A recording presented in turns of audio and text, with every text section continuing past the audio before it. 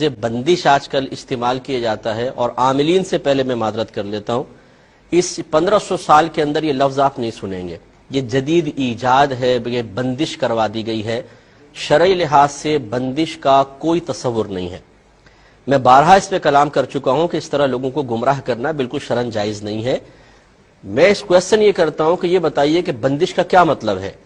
اگر آپ کہتے ہیں کہ جی رشتوں میں بندش ہے، اولاد پیدا ہونے میں بندش ہے، نوکری میں بندش ہے، کاروبار میں بندش ہے، کیا آپ یہ کہنا چاہتے ہیں کہ اللہ تبارک و تعالیٰ تو آپ کو کاروبار چلانا چاہتا ہے لیکن اس نے بندش قائم کر دی؟ اللہ تعالیٰ تو اولاد دینا چاہتا ہے لیکن اس نے بندش کر دی. اللہ تعالیٰ تو رشتہ کروانا چاہتا ہے، اس نے بندش کر دی. اگر یہ واقعی تصور ہے تو یہ تو کفر ہے، کیونکہ کون ہے جو اللہ تعالیٰ کے فیصلوں کو روک دے یا اللہ تعالیٰ کے فیصلوں کو بدل دے؟ اس کا مطلب یہ ہے کہ آپ یہ بندش کا لفظ کہہ کر یہ ثابت کرنا چاہتے ہیں کہ کوئی جادوگر یا عامل اللہ تعالیٰ سے بھی زیادہ طاقتور ہے، کہ اللہ تعالیٰ کسی کو اولاد دینا چاہتا ہے اور وہ اس کو روک دیتا ہے. تو اس کا مطلب تو یہ ہوا کہ اللہ سے بھی طاقتور ہے، اور یہ عقیدہ کفر ہے.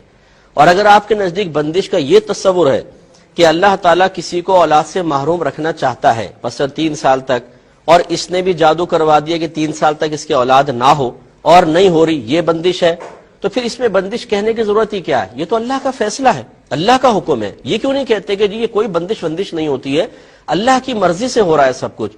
اگر کسی کی شادی میں دیر ہے، میرے رب کی مرضی ہے. کسی کی اولاد نہیں ہو رہی، یہ میرے رب کی مرضی سے ہے. کون ہے جو اللہ تعالیٰ کے فیصلے کو بدلے؟ لا تبدیل لکلمات اللہ، لا مبدل لکلمات اللہ. اللہ تعالیٰ کے کلمات تبدیل نہیں ہوتے، اللہ تعالیٰ کے کلمات کو بدلنے والا کوئی نہیں ہے. لہٰذا اس قسم کے تصورات قائم کر کے لوگوں کے لیے ان آستانوں پر اور ان جادوگروں کے پاس جانے کے راستے کھول دینا کہ جو عزتیں بھی لوٹ رہے ہیں، پیسہ بھی لوٹ رہے ہیں، لوگوں کو پاگل بنا رہے ہیں. ضروری نہیں ہے کہ آپ اگر جواب دیتے ہیں تو سب کے سب آپ ہی کے پاس آئیں گے. لوگ لاکھوں کروڑوں لوگ ہیں جو اس قسم کے پروگرام دیکھنے کے بعد اس قسم کے جعلی لوگوں کے ہاتھوں میں لٹ رہے ہیں مسلسل، اور اس کا ذمہ دار وہ شخص بھی ہے جو مکمل شرعی تعلیم کے بغیر اس طریقے سے جوابات دے تو وہ قابل گریفت ہے. لہذا بندش کا کوئی تصور نہیں ہے بھائی جان.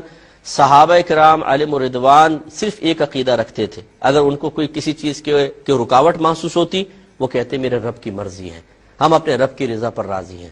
تو وہ اطمینان رہتا تھا، قلب بھی مطمئن، ذہن بھی پرسکون، ایمان بھی مضبوط. آج ہمارے ایمان اتنے کمزور ہو گئے ہیں کہ اللہ تعالیٰ کی آزمائش کا تصور ختم. اللہ تعالیٰ سے امیدیں معاذ اللہ منقطع ہوتے ہم نے دیکھی ہیں. عاملوں سے امیدیں لگا بیٹھے کہ یہ عامل کرے گا جو کچھ کرے گا، اولاد یہی دے گا، رشتہ یہی کروائے گا، کاروبار یہی چلوائے گا. بولتے ہیں یار اللہ سے تو دعائیں کر کر کے تھک گئے معاذ اللہ. اب کون ہے جی؟ یہ بابا ہے.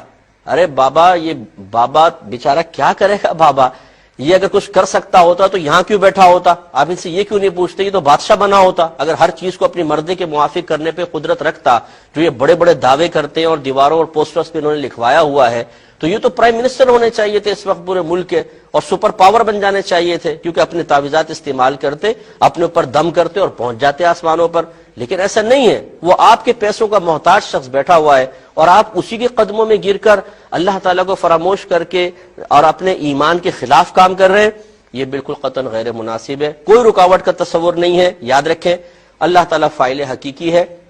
اس نے دنیا میں ہمیں اس لیے نہیں بھیجا کہ ہماری مرضی کے موافق ہر چیز ہمیں مل جائے، بلکہ اس نے اس لیے بھیجا ہے کہ وہ اپنی مرضی کے مطابق ہمیں زندگی گزارنے پر گویا کہ مجبور کرے گا، اور ہمیں اپنے رب کی رضا کے مطابق زندگی گزارنی ہے.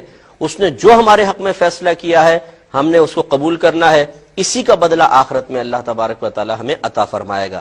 جب انسان اللہ کی رضا پر راضی نہ رہے بلکہ اس کی تمنا یہ ہو جائے کہ اللہ تعالیٰ میری مرضی کے مطابق چلے، اور پھر وہ دنیا کو جنت بنانے کی کوشش کرے کہ یہاں جو کچھ میں چاہوں مجھے مل جائے، بس یہی اس کی میجر مسٹیک ہے. اور اس نے گویا کہ نہ اللہ تبارک و تعالیٰ کی حکمتوں کو سمجھا، نہ دنیا میں آمد کے مقصد کو سمجھا، تو وہ تباہ و برباد ہوگا. ہمارا کام سمجھانا تھا. مجھے پتا ہے کہ یہ باتیں ہر ایک کی سمجھ میں نہیں آتی ہیں. آپ لاکھ سمجھا لیں، ان عورتوں نے اس قسم کے جعلی باباؤں کے آستانوں کو آباد کر رکھا ہے. وہاں جاتی ہیں، اپنی عزتیں بھی داؤ پہ لگاتی ہیں، شوہروں کا پیسہ خرچ کرتی ہیں، اور پھر ملتا کیا ہے؟ ٹھینگا. بعض اوقات وہی چیز ملتی ہے کہ جو اللہ تعالیٰ نے دینی ہے. تو اس لیے ایمان کو مضبوط رکھیں، اپنے اللہ تعالیٰ سے تعلق مضبوط رکھیں، انشاءاللہ سب کچھ حاصل ہوگا.